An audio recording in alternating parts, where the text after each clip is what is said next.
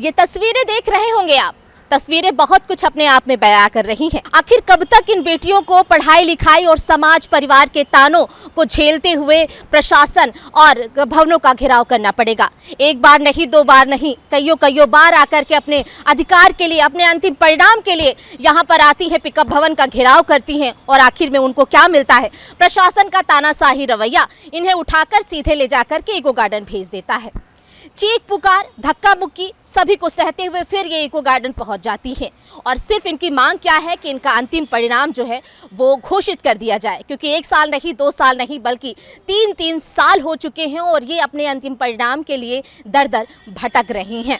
हम बात कर रहे हैं आज यूपी एसएससी के उन अभ्यर्थियों की जो रोती बिलखती लगातार सरकार और प्रबंधन से गुहार लगा रही हैं कि सरकार हमारी बात को सुनिए, हम घर और परिवार समाज के तानों को झेलते हुए यहाँ पर पहुँचते हैं और यहाँ के आला अधिकारी कहते हैं कि जाइए, आपका काम हो रहा है। सिर्फ हर बार आश्वासन पे आश्वासन ही इन छात्रों को मिल रहा है।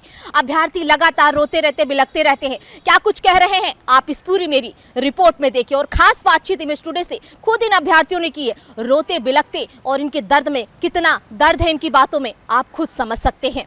आइए दिखाते हैं अपनी पूरी रिपोर्ट में। तो तस्वीरें देखकर आप अंदाजा लगा ही चुके हैं कि हम बात किसकी कर रहे हैं। दरअसल हम बात कर रहे हैं यूपी एसएससी की उन अभ्यर्थियों की जो लगातार सड़कों पर उतरकर और भवनों का घेराव करके अपनी बात को प्रबंधन और सरकार तक पहुंचाने का प्रयास कर रही हैं और इनकी सिर्फ एक ही मांग है कि इनका अंतिम परिणाम जो है वो घोषित किया जाए।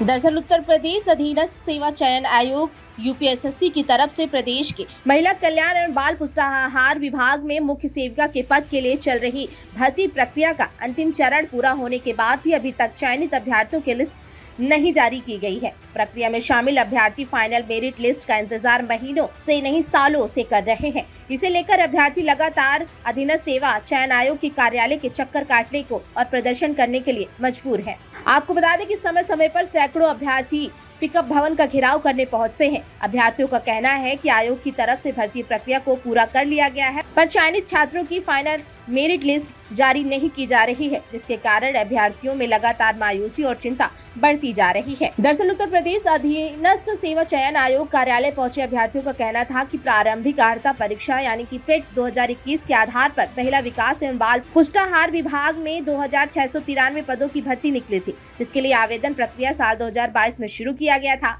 करीब 3 साल चले लंबे प्रक्रिया के बाद आयोग ने 2693 पदों की जगह विज्ञापन को रिवाइज करते हुए 2567 पदों के लिए भर्ती प्रक्रिया को आगे बढ़ाया था। 12 फरवरी 2025 तक अभ्यर्थियों के अंतिम वेरिफिकेशन करने की प्रक्रिया को पूरा कर लिया गया था। इसके बाद आयोग की तरफ से वेरिफिकेशन में शामिल अभ्यर्थियों को होली से पहले इन पदों पर चयनित अभ्यर्थियों की फाइनल मेरिट लिस्ट जारी करने की बात कही गई थी, पर होली के बाद भी जब आयोग ने फाइनल मेरिट लिस्ट जारी नहीं की तब अभ्यर्थियों ने आयोग का घेराव किया, जिसके बाद आयोग की तरफ से 25 अप्रैल 2025 तक हर हाल में फाइनल मेरिट लिस्ट जारी करने का आश्वासन दिया था। इसके बाद भी मेरिट नहीं जारी की गई।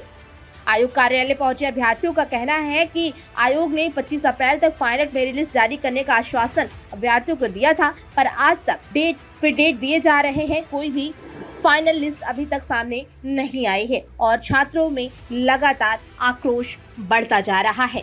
इमेज टुडे ने भी जब छात्रों से बातचीत की तो इन अभ्यर्थियों ने रोते हुए क्या कुछ बोला है, आप इन बच्चों की बात खुद सुन सकते हैं।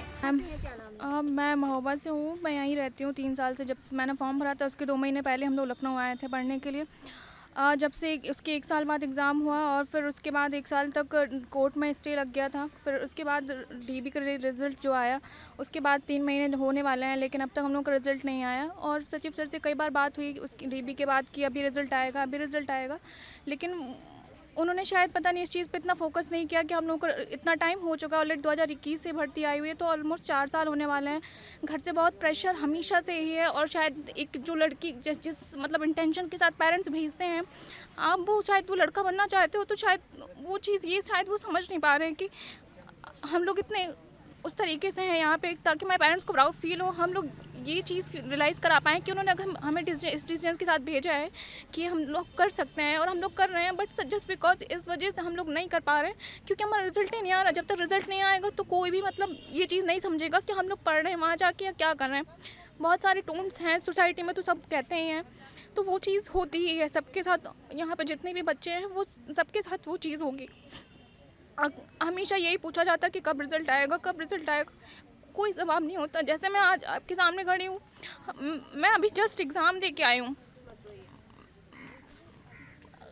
वैसे तो हम लोग इस भर्ती में बहुत इमोशनली स्ट्रॉन्ग हो गए हैं, बट जब भी इस भर्ती की बात आती है तो ना अंदर से जो शायद कहना चाहते हैं वो नहीं पहुंचा पाते। शायद इसलिए शायद सचिव सर इतना ध्यान नहीं दे रहे इस भर्ती की ओर कि सिर्फ लड़कियों की भर्ती है या जो भी रीज़न हो। बट मैं हमेशा एक ही चीज़ कहूँगी उनसे कि प्लीज़ हम लोगों के जल्दी से रिजल्ट दे दीजिए, क्योंकि ज़्यादा टाइम हम लोगों के पास है नहीं। 3 साल से हम लोग एक ही भर्ती का वेट कर रहे हैं और दूसरी कोई भर्तियाँ भी नहीं आ रही हैं कि हम लोग उस चीज़ की प्रिपरेशन करें, या आती हैं तो पेपर लीक हो जाता है, फिर कुछ और होता है।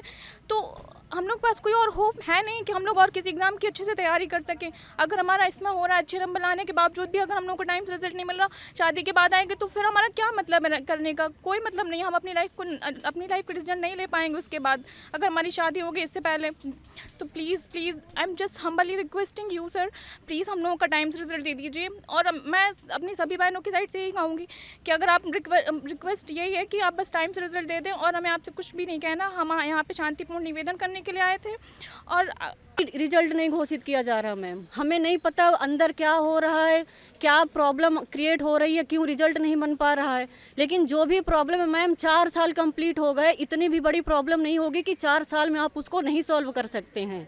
और कोई बहुत ज़्यादा बड़े पद नहीं, 2567 पद हैं, आपको उनका रिजल्ट बनाना है। इतनी भी बड़ी प्रॉब्लम नहीं कि आप उसको नहीं सॉल्व कर सकते। मैम आप बड़े बड़े अधिकारी हैं, आपको क्या नहीं पता कौन एलिजिबल है कौन नहीं एलिजिबल है? अगर नहीं पता है तो फिर आप एग्ज़ाम कैसे करवा लिए हैं? नहीं पता तो डीवी कैसे करवा लिए हैं? और आज जब फाइनल रिजल्ट अंतिम चयन परिणाम की बात आती है तो आप एलिजिबिलिटी पर बात करते हैं कि हमको एलिजिबिलिटी क्राइटेरिया अभी हमको तय करना है कि कौन एलिजिबल है कौन नहीं एलिजिबल है। तो बस एक ही निवेदन है मैम, आपके चैनल के थ्रू एक ही निवेदन करना चाहूँगी कि जो भी प्रॉब्लम आ रही आप उसको सॉल्व करिए, और अब कुछ नहीं चाहिए, हमें केवल अंतिम परिणाम चाहिए। बस आपसे यही निवेदन है, सचिव सर से यही निवेदन है कि सर हम आज भी मैम हम यहाँ धरना देने नहीं आए थे। गए हम पिकअप भवन, हमें धरना नहीं देना था, हम एक विनम्र निवेदन करने गए थे। जैसे ही हम गए 2 मिनट भी नहीं खड़े हुए, हमको घसीट कर 3 4 पुलिस कांस्टेबल एक लड़की पर लगी थी, और घसीट के किस तरह भूसा की तरह हमको बस में ठेल कर डाल दिया गया। प्रशासन का रवैया